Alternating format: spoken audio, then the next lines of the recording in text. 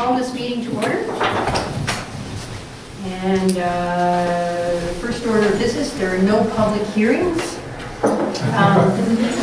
And we'll have an announcement from the mayor, a couple of announcements. First of all, Happy New Year to everybody, and I wish everybody, all the residents of Revelstoke, all the best for 2017. And I have two announcements. First thing I'd like to do is announce and welcome 42 new residents to Revelstoke. 42 residents and 23 households. They are the, as of January 1, 2017, the city grew to include Thomas Brook properties and their residents. So that's great. And engineering and survey work is underway to finalize a tender package for construction of water and sewer mains in the neighborhood, and we're hoping that that's going to be done by the summer. So they'll have clean water, sewer, everything done. So that's the first announcement. Second is just like to say that the councillors and I think staff to some extent are undertaking their annual strategic review, and that's going to take place not this weekend but the following weekend. And the reason we're doing this at this particular time is so that we can set our priorities in terms of planning for the budget. So once we have our priorities, we'll know where we can spend our money and in what priority. So going on to the next one, the adoption of the agenda. Do I have a motion to adopt the agenda? Councillor Nixon, Councillor Orlando, all those in favor, I guess. And adoption of the minutes. I have a motion to adopt the minutes. Councillor Duke, seconded by Councillor Orlando. Any discussion? All those in favor? Motion passed. Next thing, business arising from the minutes. Is there any business arising out of the regular council meeting minutes of December 20, 2016? Business? Next order of business, delegations and presentations. There are no delegations and presentations today, so we'll move on to the next. Recommendations from Committee of the Whole. The first is 8A, and do I have a motion with respect to that? Councillor Orlando. Yes, I move that the application from Parks Canada for the provision of fire protection and assistance response in a portion of Mount Revelstoke National Park outside of the municipal boundaries be approved. Seconder, Councillor Nixon. Any discussion with respect to that? No discussion, all those in favor? Motion passed. And I'll continue on with N8A2. I move that Parks Canada Fire Protection and Assistance Response Bylaw number 2147 be read a first, second, and third time. Seconded by Councillor Nixon. Any discussion? All those in favor? Motion passed. Moving on to old business. 9A. Your Worship, I'll bring that forward, that Council Procedure Bylaw 2135 be adopted. Seconded by Councillor Duke. Any discussion? Councillor Nixon. Your Worship, just for the public's information, this is updating our procedure bylaw to bring us into line with legislation in Victoria, and I think it's a good guiding tool for us as councils to be using. Hey, Mr. Chabot, do you have anything further to add to that, just to give some information to the public and the press about that? Your Worship, this is a statutory requirement the Council adopt by bylaw the procedures for the conduct of Council business. The corporate officers prepared this bylaw using a format largely suggested by the province, but customized for the Revelstoke context. Council, when it wants to amend the procedure bylaw, is required to provide notice to the community, and notice was published in accordance with the requirements of the community charter. The Council is doing this. I think the most significant change will be a change to some of the order of business for council meetings. Tried to streamline that, make it more efficient and focus on the more important items on a council agenda, and relegate some of the more informational items for receipt to the Bureau. I don't know if Ms. Lowe has anything additional she wants to offer, as this is her work. Yes, Your Worship, so the bylaw is pretty much a complete rewrite, like CAO has mentioned, and brings it into legal conformity. The biggest look and feel change will be the order of the agenda, but we've also brought in procedures for committee of the whole, which is a new procedure that we use. So that's going to change as well. And the only comment I'd like to make is to thank Ms. Lowe, because I know she's worked on this for 4 months, and it's gone by pretty easily without too much notice, but there was a lot of work that went into that, so thank you. So, motion is before council. All those in favor? Motion passed. Moving on to 9B. Do I have someone who will bring that forward? Or maybe I'll have a presentation from Mr. Selby first, sorry. Sure, if you like.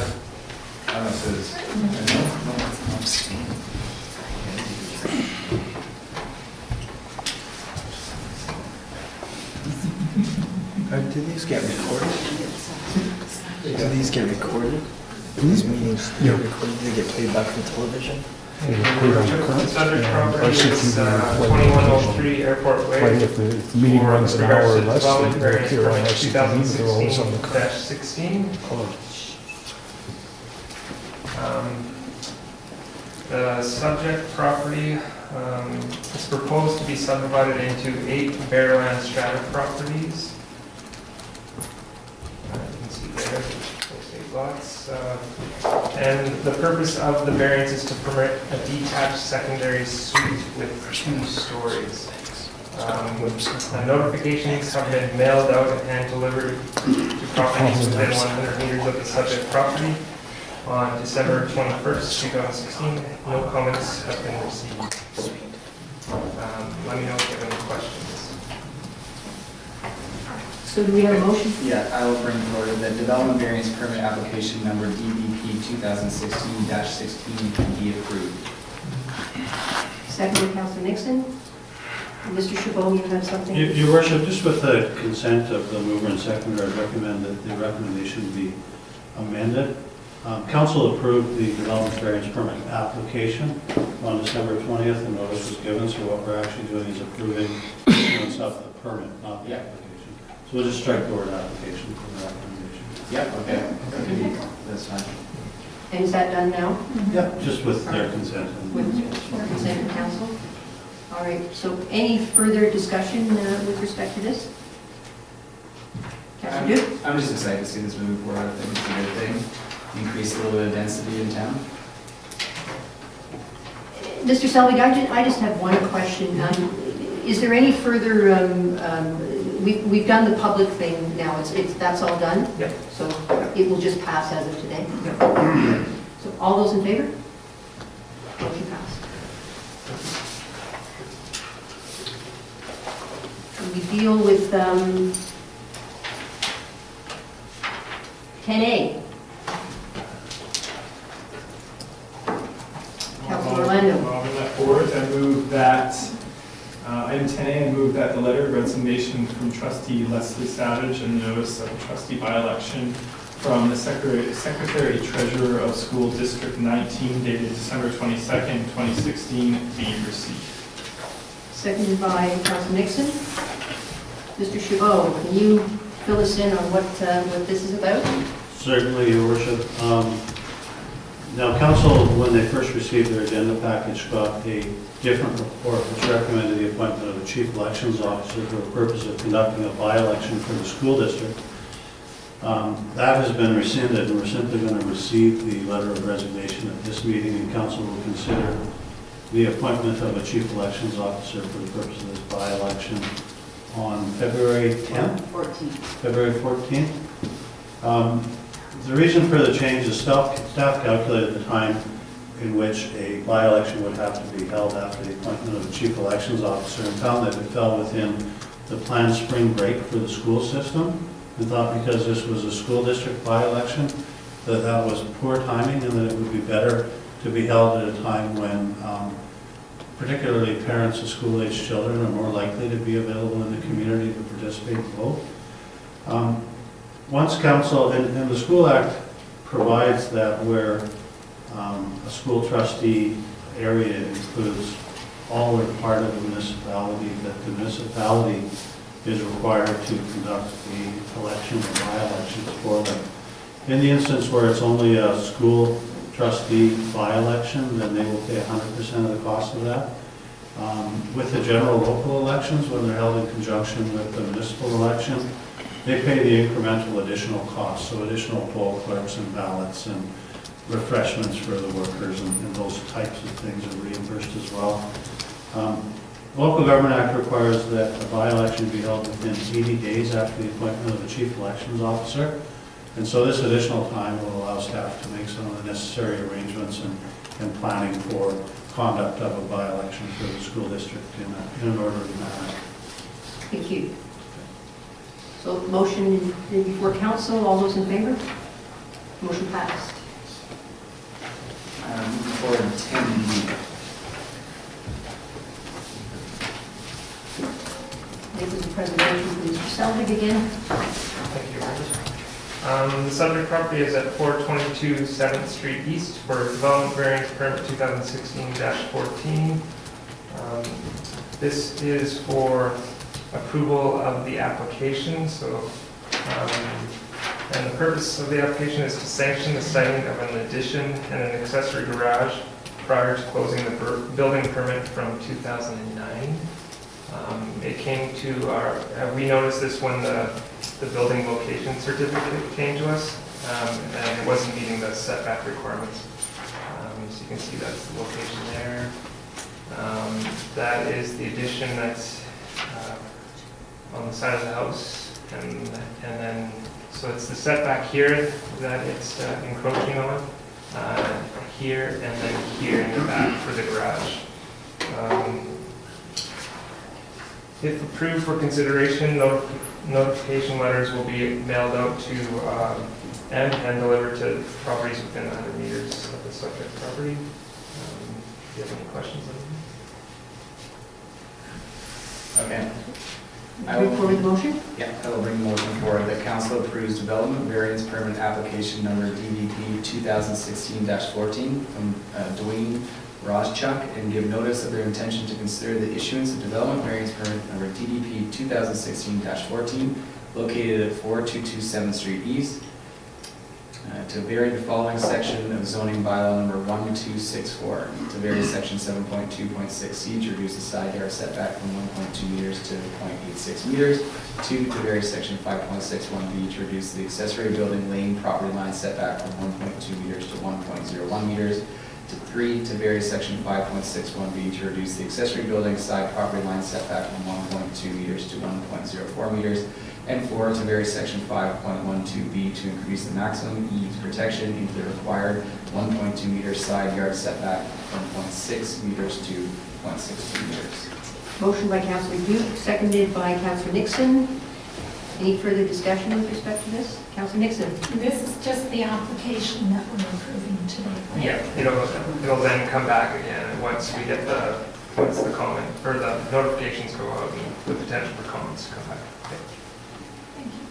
Any further discussion? All those in favor? Motion carried. And I will bring forward 10C, the development activity 2016 year-end report we received. Seconded by Councillor Nixon. Any discussion with respect to this? Councillor Nixon. Just your worship, this is something to celebrate. Revelstoke is open for building, certainly, and open for business. And our young builders in town are so busy that there weren't enough builders to go around to complete the projects that were coming into the development of City Hall.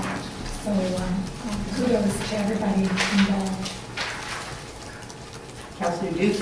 I'll echo that and just put the stat here, that 28.6% higher than 2015, which by any measure for any business is a nice bit of increase.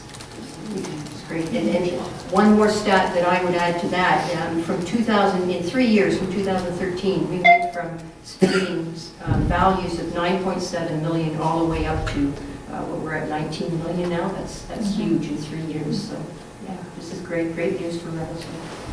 Real indication, especially in the residential area, that's a real indication that we're growing as a community, small families and young families. So motion before, Councillor Your worship, just, has anybody received the new census data yet? Is it out? don't think it is anything. Okay, thank you. So motion before council, all those in favor? Motion carried. Your Next worship- one? Yeah, your worship, I'll bring forward item D, that the 2017-2021 financial plan process report from the acting director of finance dated December 20th, 2016 be received. Seconded by Councillor Duke. Any discussion with respect to that? Councillor Nixon? Just a question for staff. I understand that we have somebody acting on a consulting basis to help out our finance department staff with the budget prep. Will the consultant be coming to town at all? Your worship, we haven't scheduled that to date, and the acting director of finance has been making use of this resource remotely as required.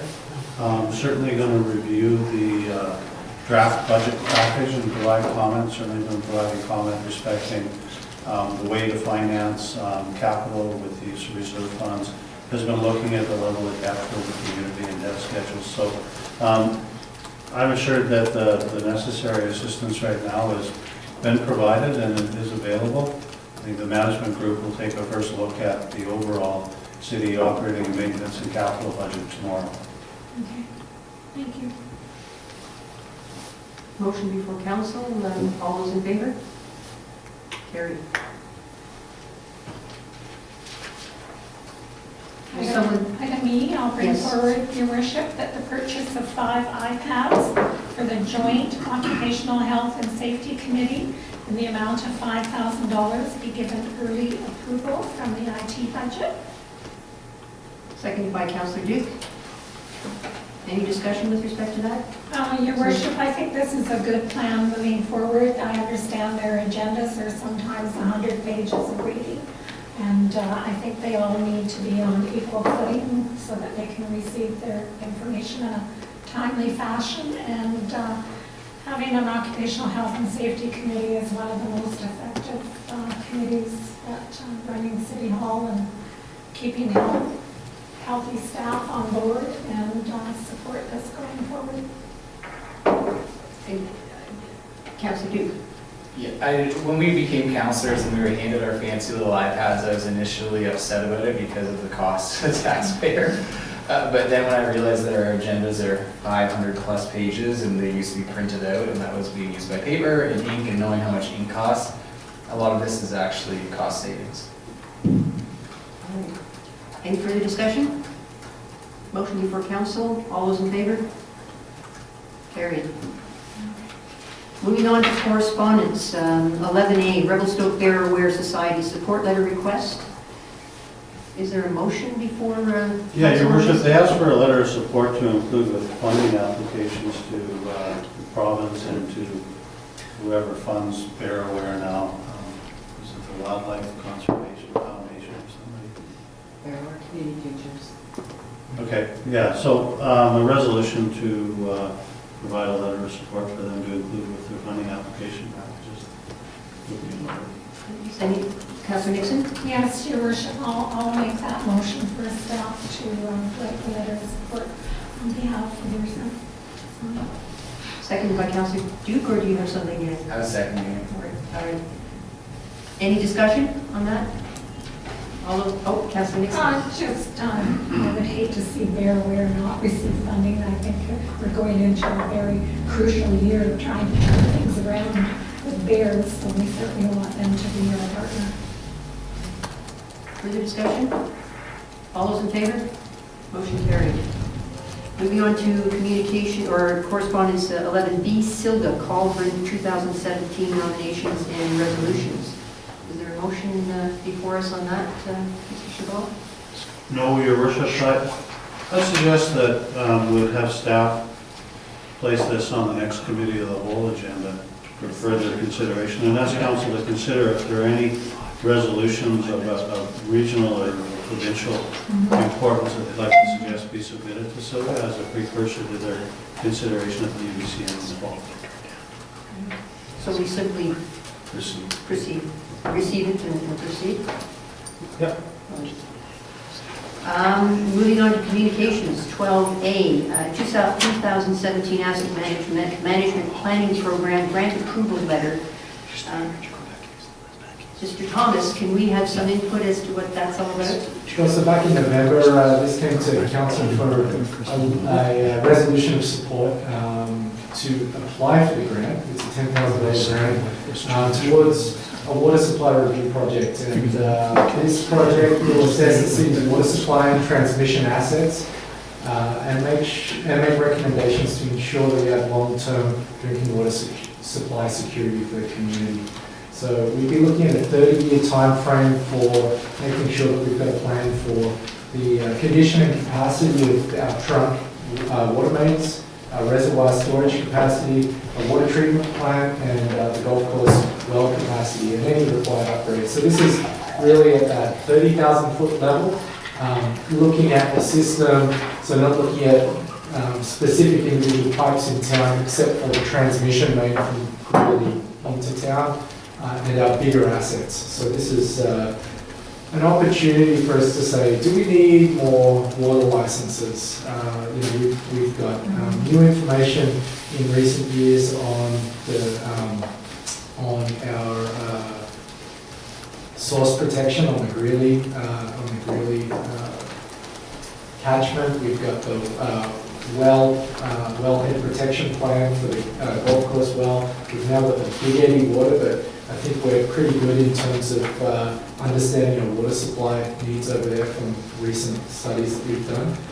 But we have an opportunity just to say, okay, like we can chart a course as a community on the basis of growth of the community and the age of the assets moving forward. So this is we certainly welcome funding from the province on our long-term asset management plan. Thank you. Anything we need to do with this, Mr. Chabot? No, it's just there for council's information.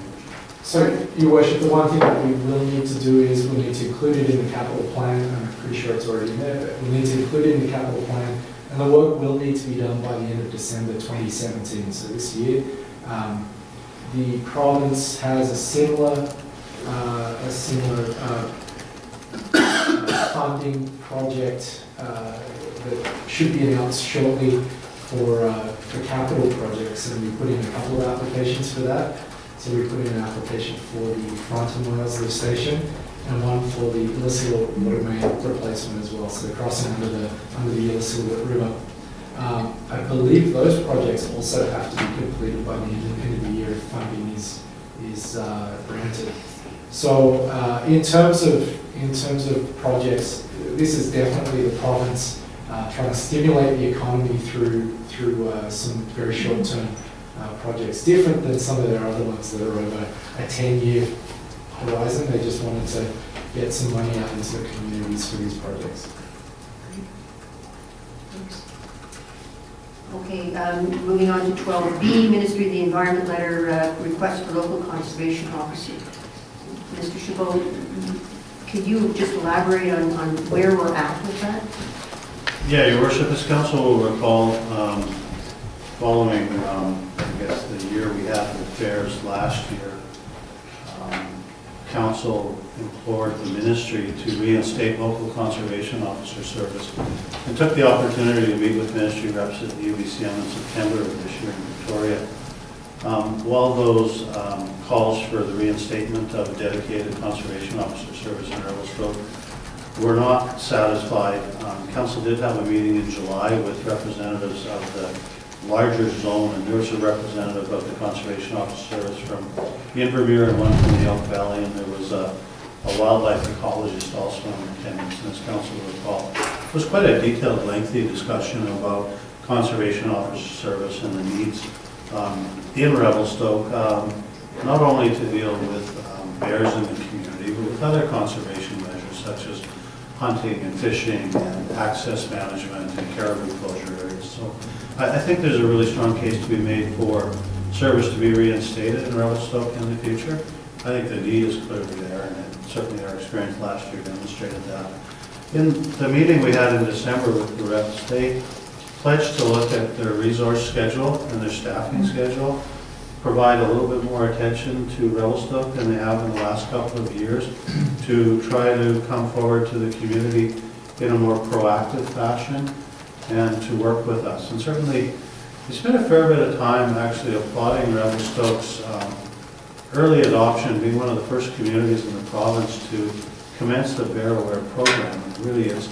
Its genesis was largely in Revelstoke many years ago. And so, while we've had good success, there was a bit of a slip back last year with what happened in the outside environment. And so, I think we should look to continued engagement with them and cooperation. And I think that Council's on the path of wanting to get Bear Aware status entrenched through some changes to waste management, to the management of wildlife attractants. And so we're working on those avenues. Staff are working on a wildlife attractant bylaw as well for Council to consider.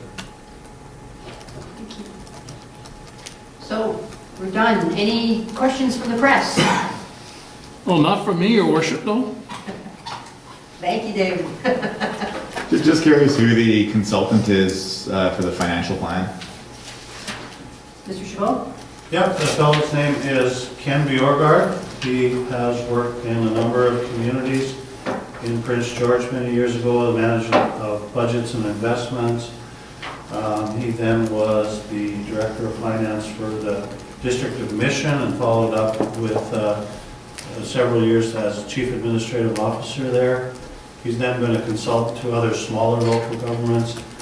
Some of his more notable success was helping Lillooet, who was in a state of financial crisis and came up with a long-term plan to maintain services and limit tax increases and debt levels. So well-versed, well-experienced, very thoughtful individual. And so we're fortunate to have him available to us.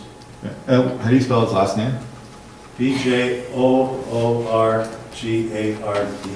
Great. That's not how I spelled it. So I could have an extra O and one too few A's, but. all right. Is that it, Alex? Yeah, that's it. Thanks. Okay. So I'll ask for a motion to adjourn.